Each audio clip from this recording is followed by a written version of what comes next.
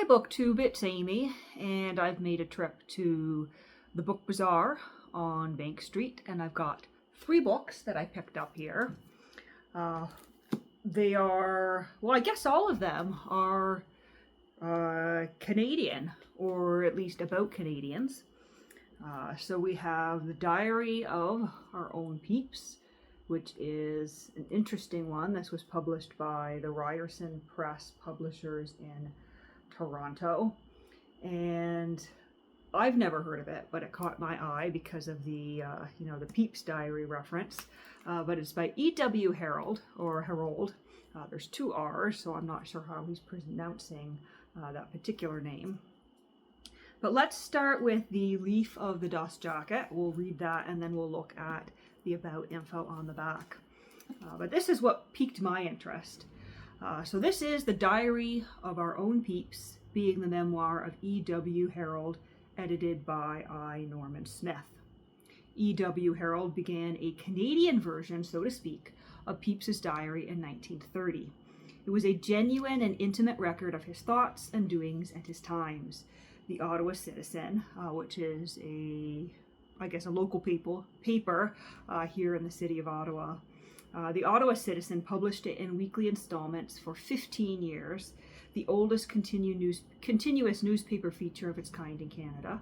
The Diary of Our Own Peeps, as it was called, amused his readers, annoyed them, taught them, enraged them, inspired them.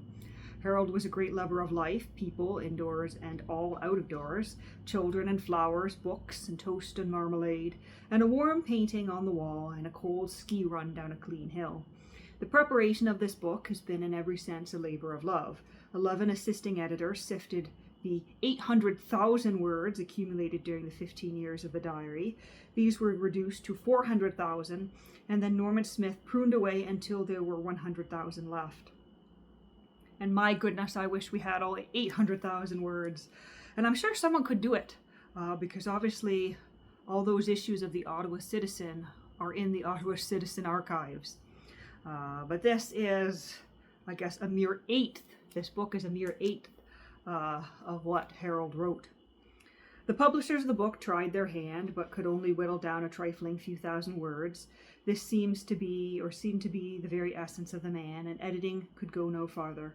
Here indeed, as an old friend once said, is a friend's conversation. Here is a grand book, an intimate and lovely book. And so I am assuming that is our author on the front there. And 15 years, beginning in 1930. So this would have run until 1945. And I've never heard of this. Apart from this book, I'm not sure it's ever been republished. It was nice to find this copy with the dust jacket. Published April 1947. So published, I guess, just 2 years after he stopped writing. Introduction here, it says that Harold was the associate editor of the Ottawa Citizen from 1923 until 1945. He was on the Ottawa Citizen staff from 1913, except during his service overseas in the First Great War. So I guess he would have first begun to work for the newspaper in 1913, went overseas, assumingly to Europe, during the First World War, and then returned to once again work for the newspaper. But it seems to be very nicely laid out. Nice looking font. Let's look at the back here. Oh, and I'm realizing the water damage here. It seems to be stuck. The book jacket is a little bit stuck. I'll just gently remove that so it doesn't tear anymore. About the author, Ernest William Harold was born in Warwickshire, England, May 7th, 1889, and began his career as a newspaperman on the staff of the Cardiff Daily Mail. In 1913, he moved to Canada in March of that year, joined the Ottawa Citizen as a reporter. When the First Great War broke out, he went overseas with the Canadian Army. He was gassed while in action and spent time convalescing in England before returning to Ottawa. Back with the Citizen, Harold's talents won quick recognition, and in 1923, he was appointed associate editor. In 1919, he married Margaret Harriet Brooks, daughter of James Brooks and Julia LaChance of West Meath, Ontario. On the evening of October 23rd, 1945, after a normal day's work, Mr. Harold was reading a bedtime story to his daughter Julia when he complained of feeling ill.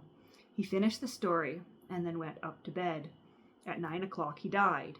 In addition to Julia and his wife, he was survived by a daughter Sylvia and one son Philip, who was then overseas with the Royal Canadian Navy.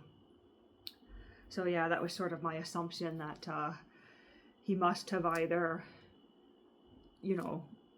finished the series in the paper when he retired or when he died, and it sounds like it was over because he passed away in October of 1945.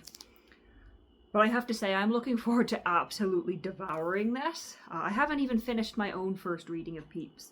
I think I'm on volume 7 or 8, maybe. I think I'm on volume 8, with a few more to go. But anything sort of Pepys related, emulating Pepys, I am finding quite fascinating. And I can't believe I've never heard of this one. I'll have to report back on what it's all about. And I'm just noticing the dust jacket is... Oh yeah, and it's sort of glued itself, it's stuck. I'll have to gently remove that because it's going to cause damage if I try to read it with the dust jacket still on.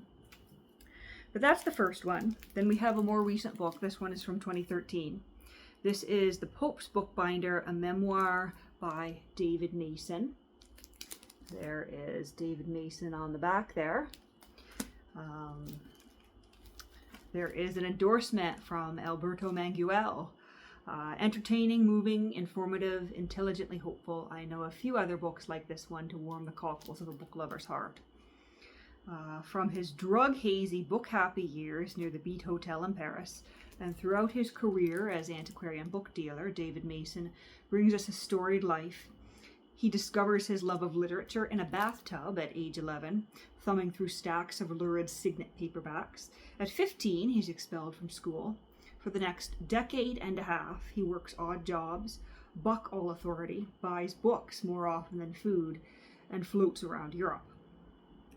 He'll help gild a volume in white Morocco for Pope John.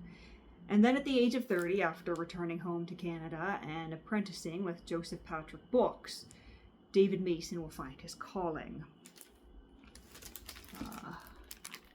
Green cloth there, or rather, it's not even cloth. That's just green paper.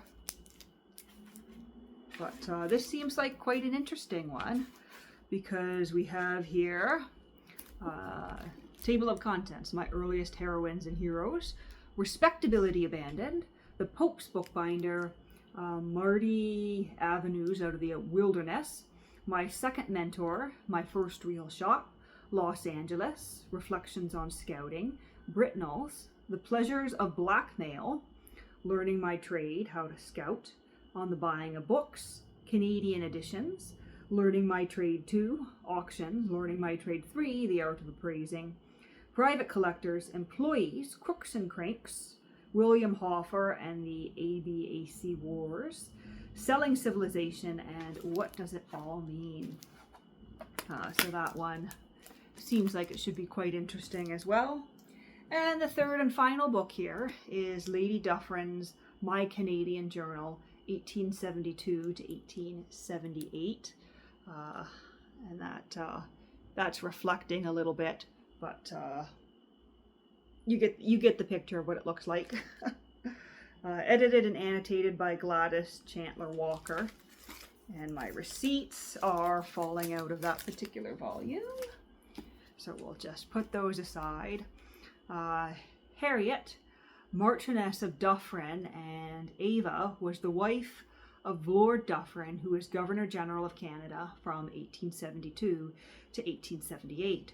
Her delightful journal was made up of her weekly letters to her widowed mother in Killaloe, the ancient and beautiful Norman castle near Belfast, where Harriet Hamilton had been born and where she lived until her marriage in 1862. These letters were written in diary style, reporting with humor, shrewdness, and candor the incidents that made up the private and public lives of the Dufferins and their entourage in Canada. From the rough Atlantic crossing with their 2 children, to Lord Dufferin's replacement by the Marquis of Lorne, whose wife was Princess Louise, fourth daughter of Queen Victoria. Lady Dufferin explained in her preface that, as the Governor-General and his wife belonged to no party, she eschewed political topics and only alluded to them, I fear in a somewhat light and irresponsible spirit. Herein lies the charm of this rambling account of more leisurely and lavish days. Lady Dufferin's touch is light, and her pleasure and interest in all she did and saw in Canada come through to us today as gaily as they did, or rather as they must have done nearly a century ago. And I find this interesting because it was just a couple weeks ago that I visited Rideau Hall, the residence of the Governor-General, and I think her picture may have been on the wall of portraits of Governor-Generals and their wives. There was a whole slew of them shortly after we entered through the visitors' entrance in the basement. But this should be an interesting one. There's an illustration there. In Hamilton at the cattle show, Dee and I walked around the grounds and looked at the animals while people looked at us. In Hamilton, Ontario, I'm assuming. But that is my little 3-book haul today. And I hope you're all having an excellent Labor Day weekend.